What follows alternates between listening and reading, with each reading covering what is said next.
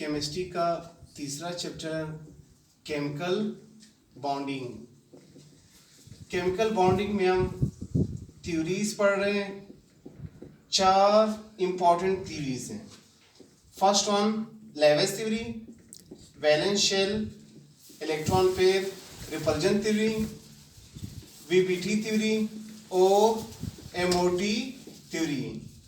Levi's theory हमने पढ़ लिया, valence shell electron pair repulsion theory हमने पढ़ लिया, वीबीटी भी हमने पढ़ लिया। आज से स्टार्ट करते हैं मॉलिक्यूलर ऑर्बिटल थ्योरी।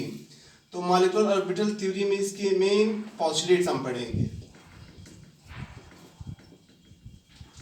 फिर इसके बाद इसके हम एप्लीकेशंस पढ़ेंगे। एमओटी थ्योरी के applications energy level diagram basis पे, एनर्जी लेवल डायग्राम बेसिस पे एक, सेकंड बॉन्ड ऑर्डर, और तीसरा जो है मॉलिक्यूलर इलेक्ट्रॉनिक कॉन्फ़िगरेशन बेसिस पे। किन किन एलिमेंट्स के? Hydrogen, helium, lithium, nitrogen, oxygen और फ्लोरीन के। तो इन सब के जो है हम energy level diagram, bond order और मॉलिक्यूलर इलेक्ट्रॉनिक कॉन्फ़िगरेशन। तो स्टार्ट करते हैं एमओटी थ्योरी और इसके postulates. MOT theory, M stands for molecular orbital, T means theory. दो साइंटिस्ट 1932 में, एक अमेरिकन साइंटिस्ट और दूसरा German scientist. German scientist Friedrich Hund और American scientist Robert Sanderson Mulliken. तो मिलिकिन is American scientist, American chemist, और जर्मन फ्रेडरिक उंट। इन दोनों ने प्रपोज किया। पहला जो पॉइंट है इस थ्योरी का, इसके पोस्टुलेट्स, इस थ्योरी के मेन फीचर्स हम शुरू करेंगे। इस थ्योरी के मेन पॉइंट्स। पहला जो पॉइंट है इस थ्योरी का, LCAO।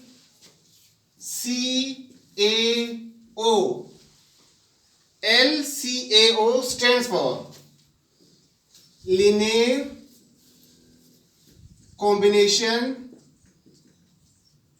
of atomic orbitals। Atomic orbitals linearly overlap हो जाते हैं, जिससे मॉलिक्यूलर ऑर्बिटल्स बनते हैं। यानी अगर दो एटॉमिक ऑर्बिटल्स ऐसा ऐसा नजदीक आ रहे हैं, ओवरलैप हो जाते हैं, तो दो मॉलिक्यूलर ऑर्बिटल्स बनेंगे। दो एटॉमिक ऑर्बिटल्स जब ओवरलैप हो जाते हैं, ये दोनों जब ओवरलैप हो जाते हैं, तो दो मॉलिक्यूलर ऑर्बिटल्स बनेंगे इससे। ये दोनों जब ओवरलैप हो जाते हैं, तो दो मॉलिक्यूलर ऑर्बिटल्स बनेंगे। दो एटॉमिक ऑर्बिटल्स ओवरलैप हो जाते हैं, उसे दो मॉलिक्यूलर ऑर्बिटल्स बनते हैं। वो दो मॉलिक्यूलर ऑर्बिटल्स कौन कौन से हैं? एक बॉन्डिंग मॉलिक्यूलर ऑर्बिटल और दूसरा एंटी बॉन्डिंग मॉलिक्यूलर ऑर्बिटल्स। तो एक बॉन्डिंग मॉलिक्यूलर ऑर्बिटल बनेगा। बॉन्डिंग मॉलिक्यूलर ऑर्बिटल में लेस एनर्जी है, लेस एनर्जी है as compare to parent atom. वो एटम जो कंबाइन हो रहे हैं तो उसके मुकाबले में बॉन्डिंग मॉलिक्यूलर ऑर्बिटल में लेस एनर्जी है, और बॉन्डिंग मॉलिक्यूलर ऑर्बिटल जो है स्टेबल है, इसमें स्टेबिलिटी ज्यादा है। तो बॉन्डिंग मॉलिक्यूलर ऑर्बिटल किस तरह बनते हैं? हेड टू हेड ओवरलैपिंग से या साइड टू साइड ओवरलैपिंग से। हेड टू हेड ओवरलैपिंग से सिग्मा बॉन्ड बनता है और साइड टू साइड ओवरलैपिंग से पाई बॉन्ड प्रोड्यूस होता है। तो सिग्मा और पाई बॉन्ड्स किसे बॉन्डिंग मॉलिक्यूलर ऑर्बिटल्स में। Second, anti bonding molecular orbital जो है, anti bonding molecular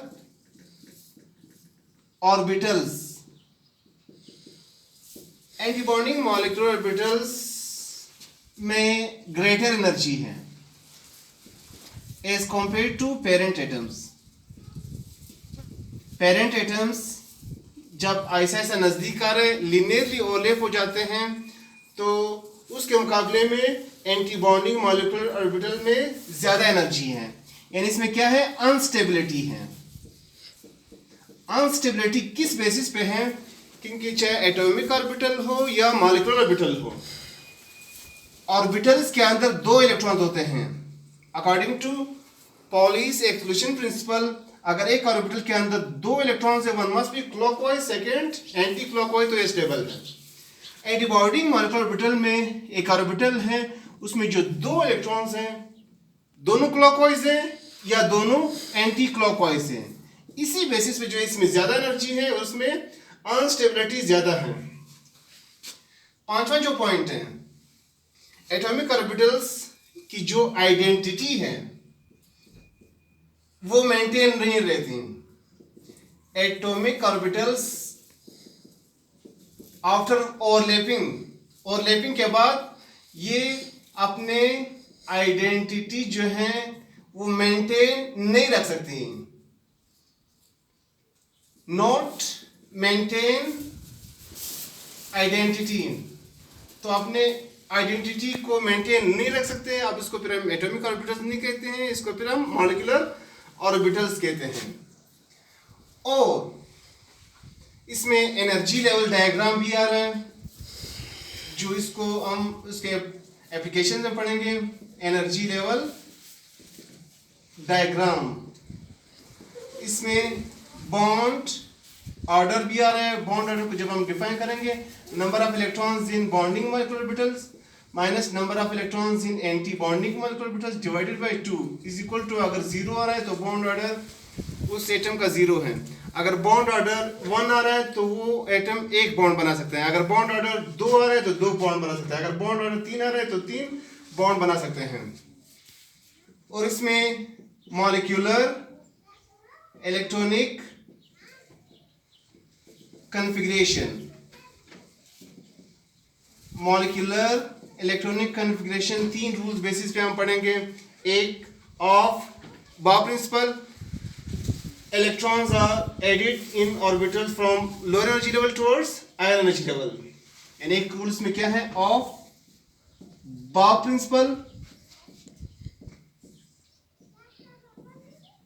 second, Ohm's rule. जब डीजेनरेट ऑर्बिटल्स हो, पहले हम सिंगल इलेक्ट्रॉन्स की फिलिंग करेंगे, फिर डबल इलेक्ट्रॉन्स की फिलिंग करेंगे अकॉर्डिंग टू ओह्म्स रूल।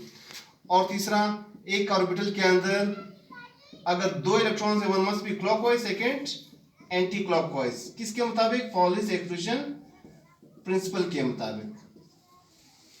तो of Bob principal, Ohm's rule और पॉलीज एक्सक्लूशन प्रिंसिपल बेसिस पे हम मॉलिक्यूलर इलेक्ट्रॉनिक कॉन्फ़िगरेशन पढ़ेंगे।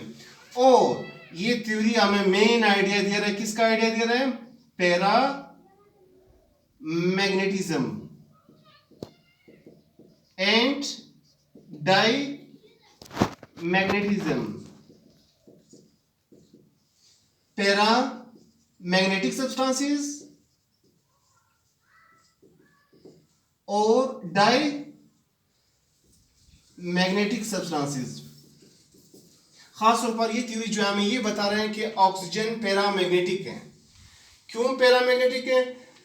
Paramagnetic substances, the substances containing unpaired electron which are attracted in magnetic field are known as paramagnetic substances, and this phenomena is known as paramagnetism. तो oxygen में unpaired electron आ रहे हैं तो ये paramagnetic substances हैं, attracted in magnetic field, while diamagnetic substances, the substances containing not containing unpaired electrons, not attracted in magnetic field, are known as diamagnetic substances. और इस phenomena को हम क्या कहते हैं? डाईमैग्नेटिज्म। तो ये जो मॉलिक्यूलर ऑर्बिटल थ्योरी है, एमओटी थ्योरी है, 1932 में प्रपोज हुई 2 साइंटिस्ट ने, और ये इसके मेन पॉइंट्स हैं। नेक्स्ट लेक्चर में हम इसके एप्लीकेशंस पढ़ेंगे। एप्लीकेशन किस बेसिस पे? On the basis of energy level diagram, bond order, molecular electronic configuration किसका? हाइड्रोजन का, हीलियम का, लिथियम का, नाइट्रोजन का, ऑक्सीजन का और क्लोरीन का। Thank you.